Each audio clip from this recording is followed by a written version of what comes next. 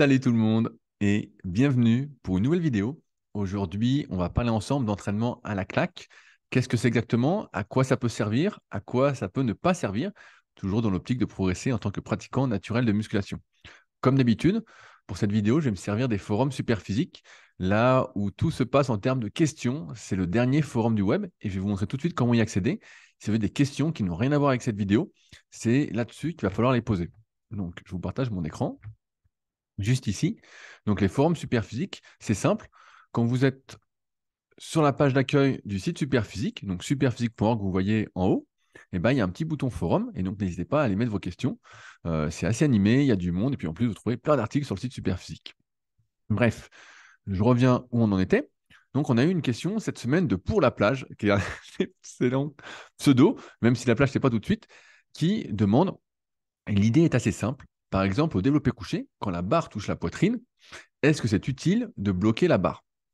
Alors, l'entraînement à la claque, ça consiste effectivement à faire une pause en bas du mouvement et à supprimer tout élan, toute inertie dans le mouvement. Le but, c'est vraiment qu'on ne profite pas de la phase négative du mouvement. Si vous faites de la musculation depuis un petit moment, bah vous le savez, lorsque je fais une phase négative avant de faire une phase positive, c'est beaucoup plus facile. Un bon exemple, c'est le soulevé de terre. En général, on démarre de la barre au sol, et en démarrant de la barre au sol, bah, c'est beaucoup plus dur. Alors que si vous prenez la barre d'en haut, vous reculez, vous faites peut-être un ou deux pas, et vous faites d'abord la phase négative avant la phase positive, vous allez sans doute pouvoir mettre beaucoup plus lourd. Ça tient au fait que nos muscles, en fait, ont des composants élastiques. En fait, nos muscles, c'est pas juste des fibres musculaires, c'est pas juste des composants contractiles, ce qu'on appelle des sarcomères, l'actine, la myosine. C'est également des éléments élastiques. On a des éléments élastiques en série et en parallèle. Donc, il y a deux composants élastiques qui fait qu'en fait, lorsqu'on fait une phase négative euh, plus ou moins rapide, on va emmagasiner de l'énergie élastique et on va être plus fort sur la phase positive. On va entraîner des composants du muscle qui peuvent être utiles en sport, parce qu'en sport, on cherche toujours à exploser, à aller vite.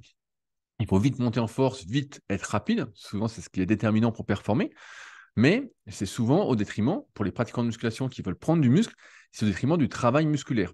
D'autant plus qu'il faut avoir en tête que on a des récepteurs, des capteurs dans les muscles, notamment ce qu'on appelle les fuseaux neuromusculaires, qui sont responsables du réflexe myotatique. Donc, c'est des capteurs qui sont, pareil, parallèles à la fibre musculaire et qui sont sensibles à l'étirement. J'essaye de faire le plus simple possible. J'espère que tout est clair. Donc, il y a des capteurs dans les muscles, des fuseaux neuromusculaires, et eux, ils sont sensibles à l'étirement et à la vitesse du mouvement. Ainsi, si on fait par exemple du développé couché et qu'on descend très très vite avant de remonter, eh ben, ces capteurs sont entre guillemets excitateurs et vont dire à notre système nerveux d'envoyer beaucoup plus d'influx nerveux pour qu'on puisse remonter la barre. C'est pourquoi, lorsqu'on fait ces mouvements avec rebond, avec une phase négative très très très rapide, on est beaucoup plus fort. On emmagasine de l'énergie élastique et en plus, on profite de ce réflexe myotatique. Mais souvent, bah, c'est au détriment de nos muscles, au détriment du travail musculaire. C'est pour ça que la question de pour la plage, elle est extrêmement intéressante. Euh, Déjà, il faut savoir que l'entraînement à la claque, c'est un entraînement qui est moins traumatisant. Et je vous ai retrouvé un article que j'avais écrit sur le site Superphysique. Donc, s'entraîner à la claque pour progresser au développé couché, on l'avait appelé comme ça, je ne sais plus pourquoi. Mais ça a certains avantages, moi, que je trouve hyper intéressants. Le premier, c'est que ça va travailler la mobilité, c'est-à-dire votre capacité à vous laisser étirer tout en contrôlant cet étirement avec force. C'est la distinction entre la souplesse et la mobilité. La souplesse, c'est se laisser étirer passivement. Je fais le mollasson, je fais une longue expiration, je rentre vraiment dans ce système nerveux parasympathique euh, où on récupère, qui gère normalement la respiration si on respire bien. On en fera peut-être une vidéo plus tard parce que je suis en train de lire un super livre sur le sujet. Bref, pour la mobilité, bah, c'est super. Si on fait par exemple du squat et qu'on fait une pause en bas à chaque répétition, on va gagner en mobilité, en amplitude de travail sécuritaire. Donc ça, déjà, c'est le premier point. Pareil, si vous faites développer couché, vous avez du mal à toucher les pectoraux, ça va vous aider. Si vous êtes bien en contrôle, le but, c'est pas d'enlever toute tension en bas du mouvement. Ça, ce serait peut-être le sujet d'une autre vidéo, mais c'est de rester en tension dans cette position d'étirement, d'être en contrôle. Et ça va apprendre à votre système nerveux, puisque la mobilité, la souplesse et presque tout dans notre corps est régi par cette théorie du gouverneur central, de la fatigue générale, on va dire. mais qui est beaucoup régulé donc, par le système nerveux, que ce soit central, donc notre tête, ou périphérique, qui vient de nos nerfs. Et ben, en faisant ça, on va augmenter notre mobilité, on va être plus à l'aise sur nos bas de mouvement, on va avoir plus de souplesse et de mobilité. Donc. Un deuxième point, c'est que ça va réduire les traumatismes. C'est pas compliqué. Si, entre guillemets, je vais moins vite sur la phase négative, c'est ce qu'il y a de plus traumatisant, surtout quand elle est faite rapidement. À l'inverse de ce que pensent beaucoup, c'est pas parce que je contrôle ma phase négative qu'elle est plus traumatisante. À l'inverse, c'est plutôt plus je vais vite sur la phase négative, plus ça va être traumatisant, aussi bien pour nos articulations, nos tendons, nos muscles, qu'on peut pas vraiment différencier puisque tout est lié dans le corps. Mais si donc j'enlève cette notion de vitesse et que je suis obligé de contrôler, de faire une pause en bas, ça va réduire l'impact sur les articulations. Donc ça peut être une excellente idée pour ceux qui ont déjà un certain âge ou qui ont des douleurs. Le fait de faire une pause en bas, plus ou moins longue, on reviendra sur la durée de cette pause un peu après, et ben, ça peut faire énormément de bien. Également, ça peut s'apparenter, si on ne fait pas la pause en bas du mouvement, à ce qu'on appelle c'est le statodynamique.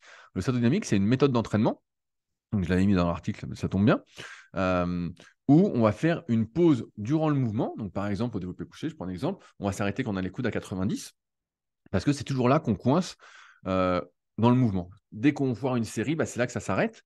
Et donc, en faisant cette petite pause au milieu du mouvement, on va travailler sa force à ces endroits-là et autour de mémoire entre 15 degrés au-dessus et 15 degrés en dessous. Donc, si on fait à l'inverse la pause en bas au développé couché, ou sur n'importe quel mouvement, on va travailler spécifiquement plus sa force sur le bas du mouvement. Donc, il y en a, par exemple, qui ne sont pas faits pour les pecs, ils vont avoir du mal à décoller en bas. Donc, eux, ça peut être une bonne idée de faire l'entraînement à la claque, entre guillemets, à partir de cet endroit-là. Euh, Ensuite, les inconvénients. Les inconvénients, je reviens à ce que je disais tout à l'heure, c'est que ça va travailler la mobilité. Mais souvent, vous le savez peut-être à force de suivre les vidéos ou les podcasts super physiques, c'est que ce qui est important, c'est d'avoir la souplesse, la mobilité nécessaire sans poids pour effectuer un mouvement. Et parfois, on se laisse embarquer quand on fait de l'entraînement à la claque en... avec le poids. Plus il y a de poids, c'est la gravité, plus ça va être facile d'avoir de l'amplitude. Mais si on n'a pas cette amplitude à vide sans poids, c'est quelque chose qui va être très, très, très traumatisant pour tout notre système musculo-tendineux, on peut dire, ce système myofacial, pardon. Donc c'est pour ça que ne pas utiliser plus d'amplitude que ce qu'on peut faire à barre à vide, ça reste quand même, je pense, un gage de réduction de blessures. Prévention, ce ne serait pas le terme parce qu'on n'est jamais à l'abri, mais au moins de réduction de blessures. Il y a un point également important, moi je trouve en termes d'inconvénients, c'est que la progression, souvent, elle se fait beaucoup moins facilement, de manière beaucoup moins rapide, parce que c'est difficile d'avoir un repère. On fait le mouvement, je prends encore notre exemple du développé couché, puis je descends, puis j'attends ici, on va dire que je compte 2 secondes. C'est important justement d'avoir un repère sur cette pause, combien de temps je tiens en bas du mouvement, combien de temps je tiens.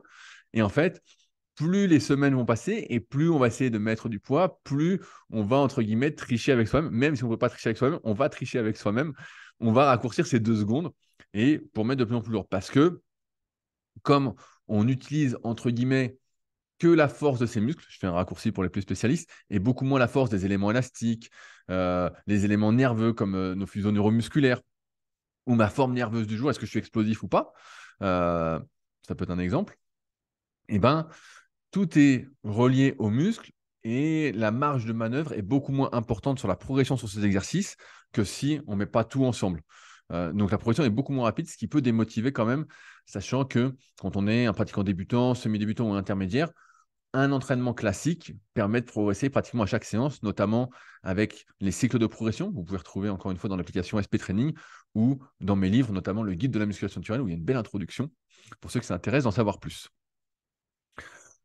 Finalement, moi, ma conclusion sur l'entraînement à la claque, donc je remets pour la plage, bah, c'est en fait que si tu as un point faible durant un mouvement, donc on prend cet exemple, en bas, tu as du mal à décoller, l'entraînement à la claque, bah, ça peut avoir du sens pendant un temps pour renforcer cette partie basse du mouvement. Il y avait même un gars qui s'appelait, je crois, c'est Mike McDonald, qui avait fait une barre au développé couché, donc qui était une barre comme ça, avec une sorte de U, et donc il pouvait descendre beaucoup plus bas au développé couché. Donc ça améliorait justement sa mobilité, et puis il faisait pause en bas. Et donc quand il repassait avec la barre droite, mais il était beaucoup plus fort, parce que justement, lui, c'est en bas qui coinçait. Il n'avait pas la morphoanatomie, il avait surtout des longues clavicules, pas de cage, des longs bras. Peut-être, je ne sais plus comment il était. Ça date de 30 ou 40 ans. Le temps passe quand même assez vite. Bref, donc Qui doit en faire? Ben voilà, si vous avez un point faible dans le mouvement et que votre objectif, c'est plutôt la force, ça peut être intéressant. Si vous avez des douleurs articulaires, si vous avez peut-être voilà, des douleurs articulaires aux épaules ou autres, ou moi j'ai même connu quelqu'un qui faisait ça sur du hack squat, il faisait une pause en bas du mouvement et il avait beaucoup moins mal au genou que d'utiliser tous les éléments possibles pour remonter, même si ça fait partie des attributs, des avantages de notre corps aussi. On est également fait pour rebondir, notamment avec nos tendons. Bref, je ne m'y attarde pas aujourd'hui pour ne pas vous perdre. Mais en dehors de ça, eh ben, pour moi, ça n'a pas spécialement d'intérêt. Voilà, travailler la mobilité. Si on a mon mobilité, donc travailler la mobilité, c'est travailler la force dans une amplitude qu'on n'a pas, élargir sa zone de force. Je renvoie à la relation tension-longueur, j'espère que ce n'est pas trop compliqué, pour agrandir cette zone de force, cette zone de force-longueur, on va dire. Et puis, pour réduire un peu son risque de blessure. À part ça, il n'y a pas trop d'intérêt. Et c'est pour ça que à chaque fois que vous faites une technique d'intensification ou un exercice d'une certaine façon, eh ben, il faut se demander pourquoi on le fait. Ah si, un dernier point avant que j'oublie. Euh, il y a beaucoup de choses qui peuvent modifier le recrutement musculaire. La semaine dernière, on parlait notamment des séries longues qui pouvaient modifier le recrutement musculaire, comme les temps de récupération. Et ben, de faire une pause en bas du mouvement, ça peut modifier, entre guillemets, l'activité de vos muscles. Je prends un exemple. Quand vous faites un mouvement classique et que vous allez très vite sur la phase négative pour profiter de cette phase négative et mettre plus lourd sur la phase positive, ce qui a du sens aussi, euh, peut-être que ce sont vos triceps et vos épaules qui font la majeure partie du mouvement. On rappelle qu'il y a toujours une compétition, une histoire de compétition de recrutement entre les différents muscles qui participent au mouvement. Donc, imaginons que j'ai 100%. Et quand je fais un mouvement classique, avec une belle phase négative, parce que j'ai bien appris le mouvement et voilà, je suis capable de le faire, avec une bonne technique, une bonne trajectoire, c'est pas dans tous les sens. Et ben en faisant ça, voilà, j'ai peut-être 40% qui est fait par les épaules, 40% par les triceps et seulement 20% pour les pecs. Par contre, si je fais à la claque avec une pause en bas, il y a de fortes probabilités que ça change votre rendement musculaire et que peut-être, dans ce cas-là, ça fasse, je dis une connerie, 40% les pecs, 30% les triceps et 30% les épaules. C'est juste des chiffres pour imager, mais ça peut être intéressant de modifier justement la modalité d'exécution pour modifier le recrutement musculaire s'il ne va pas dans le sens qu'on veut, parce que le but, encore une fois, quand on fait un exercice, c'est que ça sollicite le muscle en priorité qu'on souhaite développer. Si ce n'est pas ça, on va prendre des muscles qui sont les principaux sollicités, c'est pas plus compliqué que ça. Et ça, souvent, ça peut se déterminer assez facilement. Ça peut se prévoir grâce à l'analyse morpho-anatomique, encore une fois.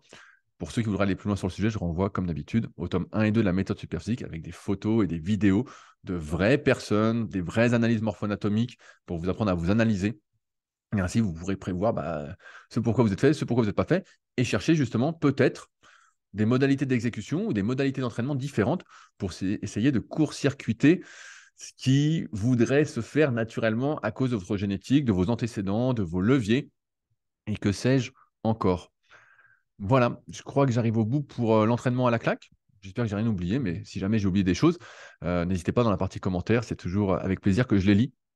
Voilà. Si vous avez d'autres questions, ça se passe sur les forums Superphysique. J'oublie pas d'usage, n'oubliez pas de vous abonner pour ne pas louper les prochaines vidéos. Et puis, sur ce, j'ai plus qu'à vous souhaiter un bon entraînement et à vous dire à bientôt. Salut à tous.